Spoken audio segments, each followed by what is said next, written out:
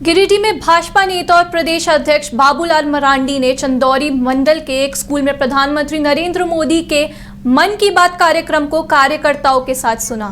यह कार्यक्रम booth number 116 पर आयोजित किया गया था।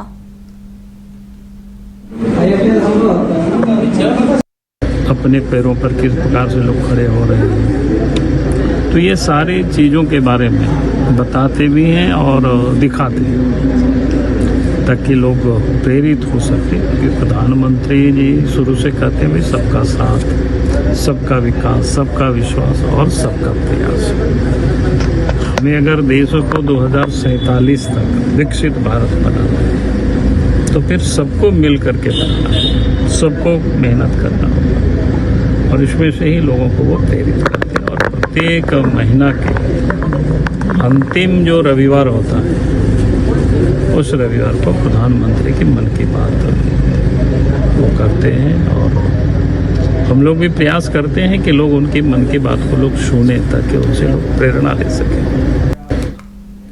सरायकेला में बीमार चल रहे मजदूर के घर में मौत मामले के बाद झारखंड लोकतांत्रिक क्रांतिकारी मोर्चा जेएलकेएम के नेता मृतक के शव को कंपनी गेट पर रखकर मुआवजे की मांग के साथ रात भर डटे रहे।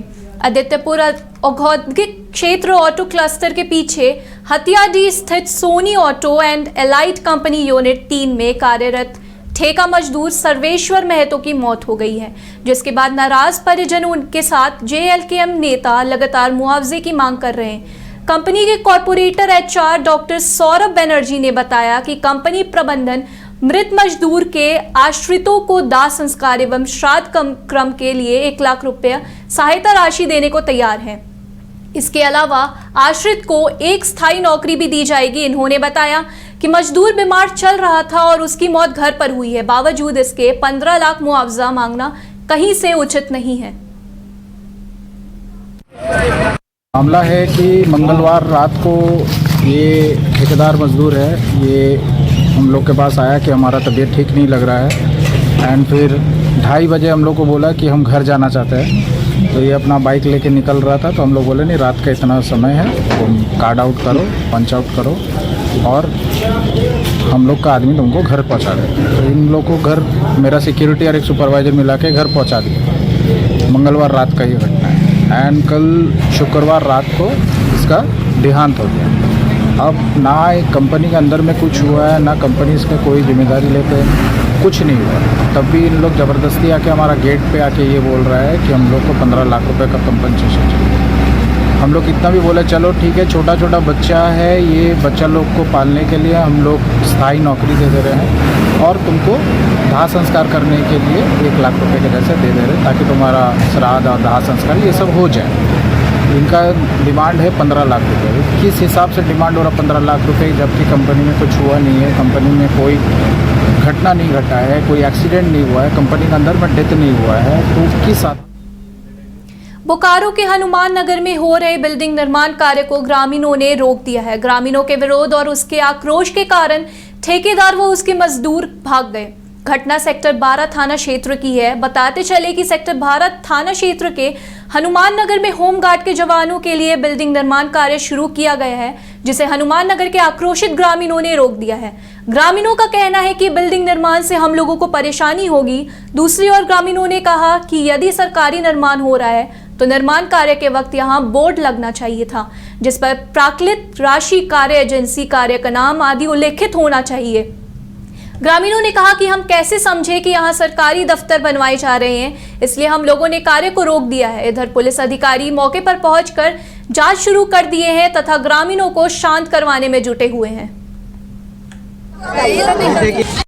मामला तो इस प्रकार है कि यहाँ पर क्या बन रहा है क्या नहीं बन रहा है हम लोग को तो पता ही नहीं चल रहा है और लगता है कि हो ना हो बाद बाय क्या बना देगा क्या नहीं बनाएगा, तो हम लोग गरीब आदमी सबको हटा देगा तो हम लोग कहाँ जाएंगे।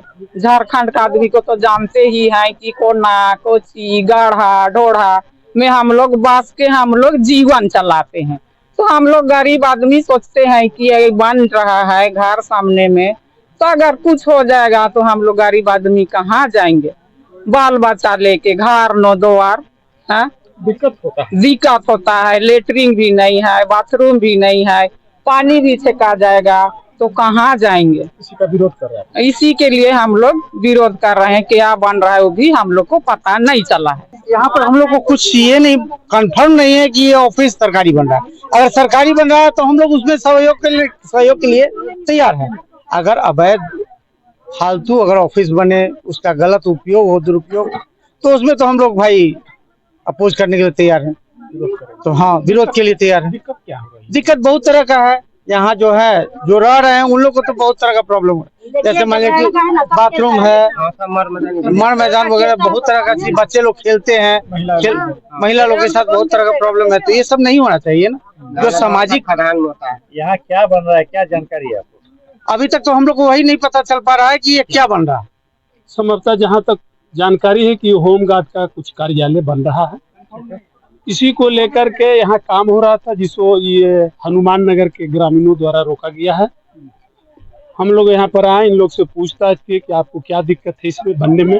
बोले दिक्कत तो हमको नहीं, लेकिन हमको यह संभावना प्रतीत होता है ऐसा कि कल हमको जो है यहाँ पर दिक्कत होगा। हम इधर बाहर निकलते हैं, शौच जाते हैं, चाहे उठते हैं, बैठते हैं, बच्चा खेलता है, घेराबंदी हो जाएगा, हम लोग को दिक्कत। बोले तो इसके लिए सरकारी काम नहीं न रुक जाएगा।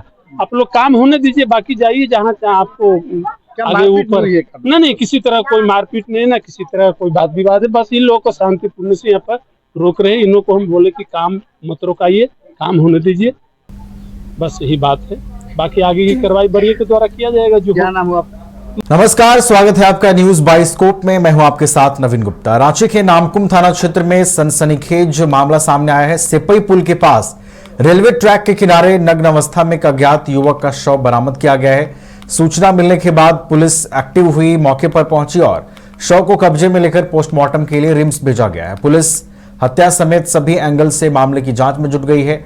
फिलहाल शव की पहचान नहीं हो सकी है और आसपास के सीसीटीवी फुटेजों को खंगाला जा रहा है ताकि जो घटना की वजह है वो स्पष्ट हो सके और तमाम जो आसपास के सीसीटीवी फुटेज हैं उसके माध्यम से इस घटना का कोई सुराग हाथ लग सके। तो पुलिस तमाम उन बिंदुओं पर जांच कर रही है।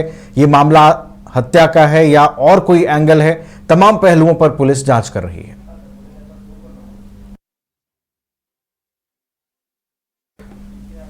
तो रांची के नामकुम थाना क्षेत्र के सिपई पुल के पास अज्ञात शव मिला है। फिलहाल शव की शिनाख्त नहीं हो सकी है। पुलिस पूरे मामले की पड़ताल में जुटी है। कई एंगल्स को देखते हुए मामले की जांच की जा रही है और तमाम जो बिंदु हैं उसको भी पुलिस देख रही है। सीसीटीवी फुटेज खंगाले जा रहे हैं ताकि घटना की जो वजह है वहां तक पुलिस पहुंच पाए।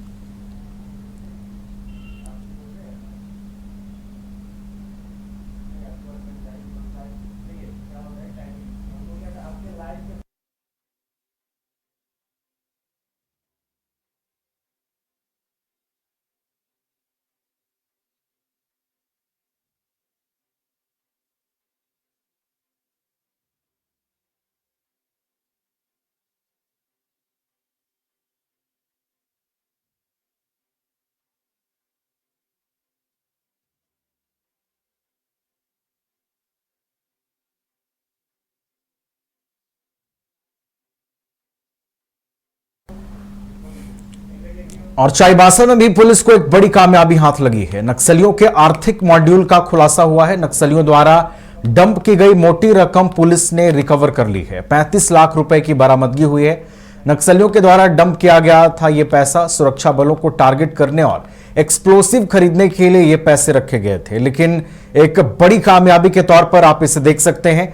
चाईबासा के करायकेला थाना क्षेत्र में यह कार्रवाई की गई है और इसे एक बड़ी कामयाबी पुलिस के लिए मानी जा रही है, क्योंकि आप समझ सकते हैं कि अगर 35 लाख रुपए की बरामदगी होती है तो उस 35 लाख रुपए से नक्सली जो हैं अपने मंसूबों को पूरा करने के लिए कई तरह के एक्सप्लोसिव और वैसी चीजें खरीद सकते थे जो कहीं ना कहीं घातक होती है और उसका इस्तेमाल जो है वो अपने मिशन को कंप्लीट करने के लिए कर सकते थे। लेकिन उनके मंसूबों को पूरा होने से पहले ही पुलिस ने नाकाम कर दिया है उन तमाम मंसूबों को और मोटी रकम पुलिस ने रिकवर कर ली है और नक्सलियों के मॉड्यूल पर पुलिस ने बड़ी चोट की है।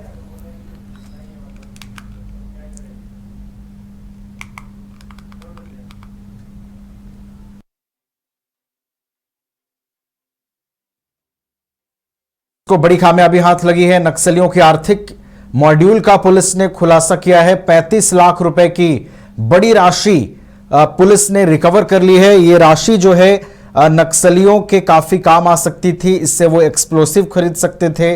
कई तरह की प्लानिंग में इन पैसों का इस्तेमाल नक्सलियों द्वारा किया जा सकता था, लेकिन उससे पहले ही पुलिस ने यह बड़ी कामयाबी पाई है। 35 लाख रुपए की बरामदगी हुई है और इसे एक बड़ी सफलता के तौर पर देखा जा रहा है।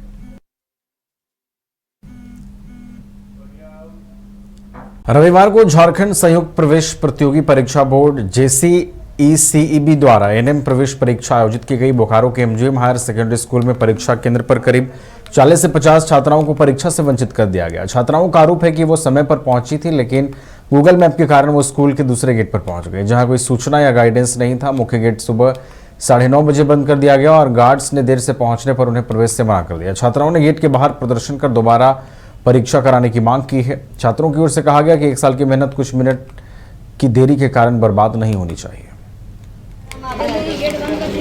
हाँ, मैं ANM के एग्ज़ाम देने आई हूँ, बट यहाँ पे ये मेरी सिचुएशन है कि यहाँ 9:30 बजे गेट बंद कर दिया है। मेरा 10 बजे से एग्ज़ाम है, 9:45 में रिपोर्टिंग टाइम है और यहाँ 3 गेट है, वो गेट भी बंद है। वहाँ पे कुछ नहीं लिखा था कि ये यहाँ पे गेट पे नहीं है। वहाँ से आता है तो मेरा 15 मिनट टाइम लग गया। तो ये कहना है कि यहाँ हम लोग एग्ज़ाम के लिए घुसने नहीं दे रहे हैं।